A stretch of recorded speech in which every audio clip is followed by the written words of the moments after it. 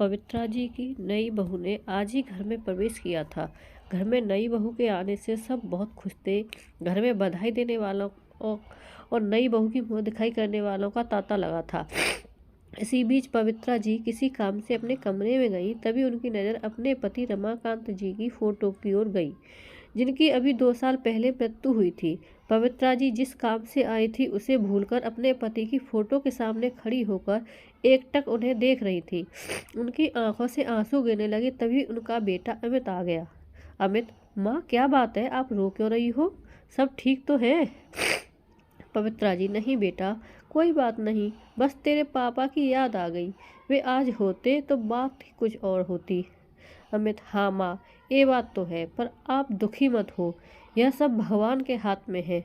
चलो बाहर, सब आपका इंतजार कर रहे हैं। पवित्रा जी आंसू पोंछकर बाहर आकर मेहमानों की खातिरदारी में लग जाती हैं। शादी से भरे घर में सभी नई बहू को घेरे बैठे थे। 2 दिन बाद जब सब मेहमान चले गए तो पवित्रा जी ने बहू बेटे को एक जगह बिठाया और कहा, पवित्रा जी, बेटी, अब यह घर तुम्हें संभालना है। यह लो घर की चाबी। अंजना, माँ जी, ये चाबी आप मुझे क्यों दे रही हैं? यह आपका घर है, आप संभालिए। अमित, तुमने माँ जी को बताया नहीं कि शादी के बाद हम अपने नए फ्लैट में रहेंगे? पवित्रा जी, अमित, बहू यह क्या कह रही थी? मैंने इतने अरमानों से तुम्हारी शादी की थी और तुम दोनों पहले ही मुझे छोड़कर जाने का प्लान बनाकर बैठे हो। यह कहकर पवित्रा जी रोने लगी। अमित, माँ ऐसी बात नहीं है, तुम जो जानती हो अंजना नए ख्यालों की लड़की है, इसलिए हम अलग रहना चाहते हैं। यहाँ यह एडजस्ट नहीं हो पाएगी। हम आपसे कभी कभी मिलने आया करेंगे और आप चाहो तो कुछ दिन के लिए हमारे साथ रहने के लिए आ सकती हो।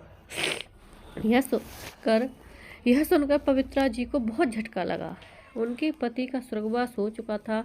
इकलौता बेटा अमित भी उन्हें छोड़कर जा रहा था।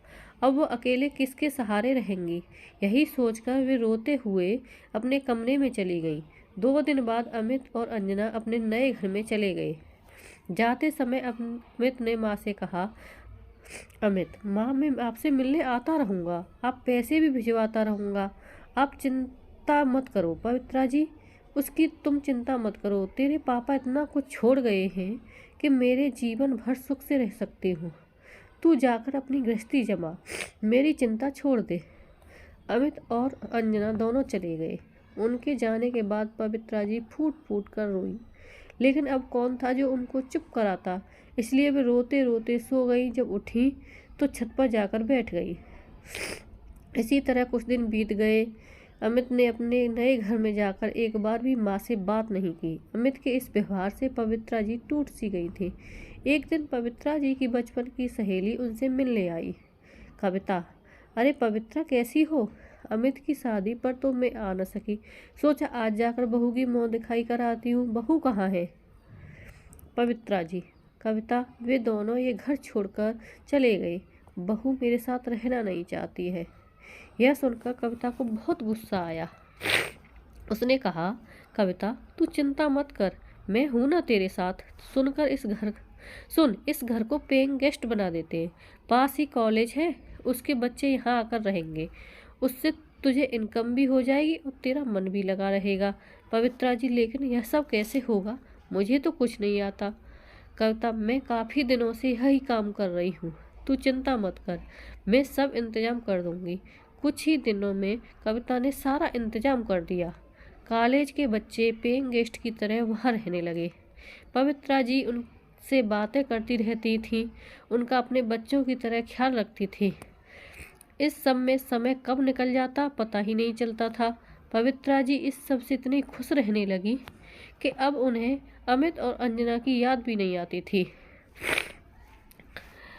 बच्चे भी उन्हें बहुत मानते थे। इस तरह उनका अकेलापन भी दूर हो गया और उन्हें किसी पर बोझ भी नहीं बनना पड़ा।